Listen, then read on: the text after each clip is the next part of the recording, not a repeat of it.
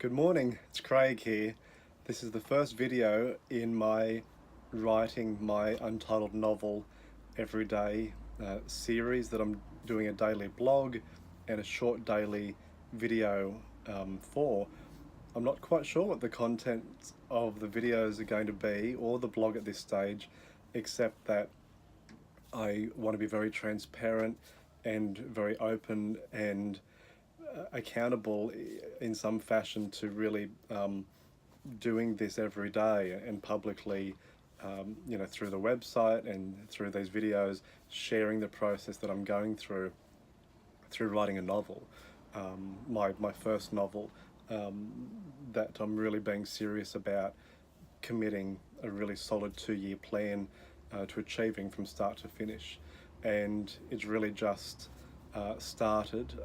I've had an idea for a couple of weeks now, which often seems to happen at the end of the year as things start to wind down. And I've had some changes with work opportunities and such that I'm able to work from home for 18 months. So I've got a better commute time walking from the home to the back shed here, which I'm really just establishing at the moment the sort of routines that are going to work well for me in terms of when to write. And I've just completed my first session this morning, in which I did 2 Pomodoro length periods of writing. So I went to the gym at about 5 o'clock, and then I got myself ready, had breakfast, and then I went from about 7 through to 8, where I did 2 sort of 25-minute sessions of writing, just to sort of get started. And I think that's a pretty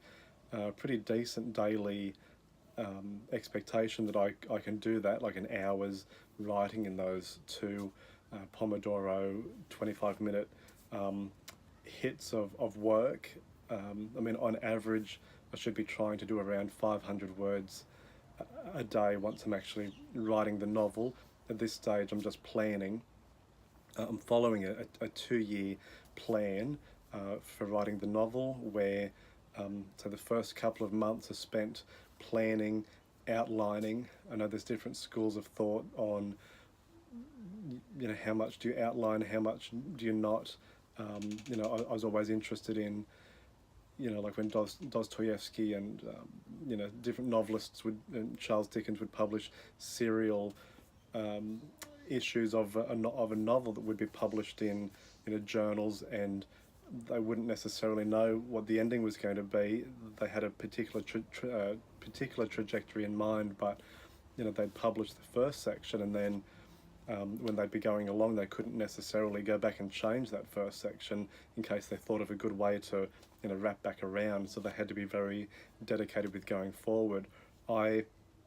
I think that's a wonderful thing if you can do it. I think for me, with the writing that I've done in the past, which has been mostly non-fiction work, the times that I've been successful have times that I've really had a good outlined plan from the start, and I like to thin slice my planning as much as possible, and the sections. So at the moment, I'm thinking things like it's going to be around an 80,000 word novel. I've got 2 halves in mind that I want the novel to be in 2 pretty distinct halves, so around 40,000 words each. Sorry, an alarm just went on my phone and cut the video recording. I'll keep going. So I just mentioned around 40,000 words each half of the novel to have a full 80,000. Within those 2 halves, I've got an idea for 3 sections per half, where I've got particular milestones that I want the protagonist to get through. So it's a bit of a sort of mirror image structure I'm thinking at the moment. With those 2 halves will mirror each other in terms of the similar length, both having 3 big sort of chapters that compose each of those halves. So each of those chapters will be around 13,000 words each. And then within those 3 sections, I'm thinking 4 acts will take place. So you'll have yeah, 4 equal size acts within that chapter, and each of those acts will be, I'm just doing my maths, around, so what is it, like 4, 3, so it'd be around 3,600 words each, and then within each of those acts, I'm thinking about 5 different scenes that are going to take place, which will equal around 650 words a scene. So I know, for some people that would be a really laborious and really deflated way, I think, of planning a novel and planning writing. But I've really had a lot of success with that in the past. Like I said, with non-fiction planning, I just slice it into those sections, and particularly what I'm thinking about is a weekly writing schedule where if we say that if I said every scene is around 650 words, what I'm planning is over each week on a Sunday morning. So the week will start on a Sunday. This will be a day of planning, so no prose writing.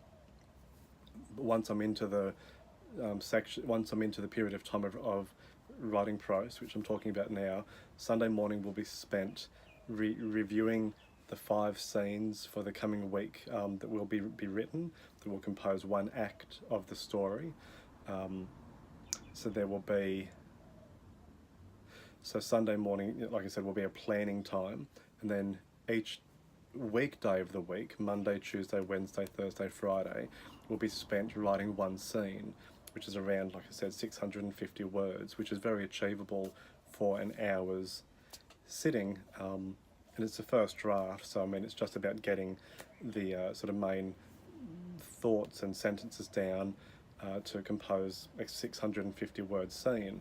And then on the Saturday, it will be spent with a little bit of editing, reviewing, tidying up, reading it through to make sure it's all cohesive and is going in the direction that I'd like to then proceed with the following day, the Sunday. We'll start the next act. So in that sort of structure, there will be on each weekday one scene, a 650 word scene completed. After the 5 scenes in a week are completed, they'll comprise one act. And after 4 acts are completed, that will make up one chapter. And so that will mean that an act is completed every week,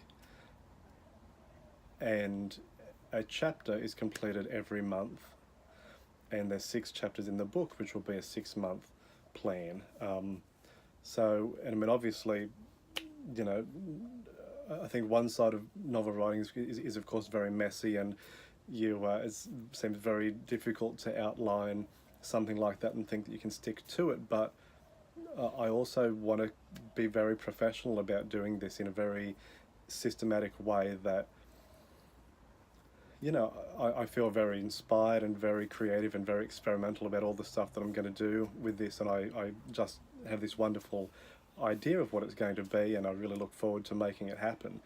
But I also think that magic will not be in any way filtered to a reduced state of, you know, not being very enjoyable by simply cutting the planning scheme down into that structure. I think the structure will allow all the good, creative, messy, wonderful stuff to bubble and happen, and to actually come to life, rather than just staying within a messy draft, you know, sort of novel that never actually comes to life, which is what I've tried to do in the past. Didn't try to, is what I did in the past, had messy plans and things across the years, or really rushed to push out a little novella or short story, but you know, it was never actually of any quality. It was just trying to get something creative out. So this is a different way of doing it. And again, like I said, this is my accountability, is making sure that I'm going to film these after I finish. So not at the start of a session of writing, actually doing it at the end, to make sure that I can sort of say, it happened. I sat down, I did my 650 words or whatever it might be talking about. I mean, just going back for a moment, and I'll wrap this up in a moment, but going back to the 2 year plan, the idea is that the first, say, 2 months, say January, February, certainly the end of this month of December, will be spent planning, getting the outline, the trajectory of the story, all those components completely in place. And then around March will be when the prose writing starts. So actually putting those words to paper and following that weekly schedule that I've just talked about. And then that will be around 6 months. So what's that? That'll be March, April, May, June, July, August. And then so by September, the first draft of those 80,000 words should be finished. And then the rest of the year then, September, October, November, December, will be spent reviewing and doing a redraft and a rewrite of sections that need that, and just having some quality time to redo to redraft the story. And then at the start of 2019, so 12 months from now, I should have a finished book, in the sense that it's been through some quality months of redrafting, and then can be given to some readers who might be generous enough with their time to give some feedback, some thoughts. And then I've got from then, like a good 6 months of getting feedback, doing rewrites, just going through that process until around halfway through the year, or a bit sort of beyond that, I'll have it finished and ready to package up for sending out, whether to potential publishers or whatever sort of marketing sort of approach I get to at that stage. I'm not exactly sure, and I'm not really trying to think at that point. I'm just thinking about the daily tasks to be done at this stage. So that's it. That's my first day's vlog. I don't know if we still use the term vlog, but video about where I'm going with this. And then tomorrow I'll be doing some more planning. I'll talk about perhaps some of the thoughts of how I think the scenes will be filled. I think where my head is now as to what I'd like to do tomorrow is, I know the general arc of what I want the story to be, but each of those scenes, each day, I'm really invested in making sure there's just a lot of quality there. I don't like books where you feel there's just they kind of feel like you've got to get through all the backstory, you've got to get through the context, you've got to learn about all this stuff just to get to the actual exciting part of the story, or the good part of the story. And I know that can be what I was just reading some reviews about a book the other day, and it was very much saying, oh, once you push through the first third of the novel, then it really starts to take hold, and you need all that groundwork first. And that's whether it's just a short attention span, or I just like pyrotechnic stuff happening from the start. I want every chapter to feel